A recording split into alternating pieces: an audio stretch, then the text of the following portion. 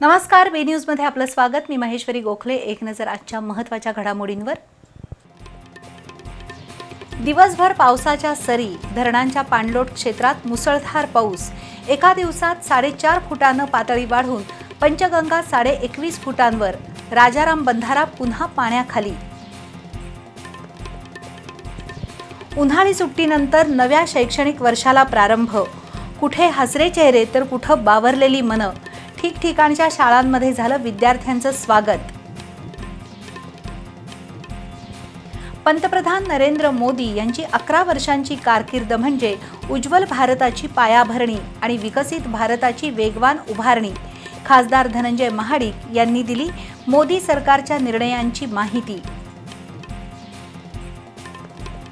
आठवड्याच्या पहिल्याच दिवशी भारतीय शेअर बाजार तेजीत। सेन्सेक्स 677 अंकांनी वाढून 81,796 वर, तर निफ्टीमध्ये 227 अंकांची वाढ होऊन 24,946 वर।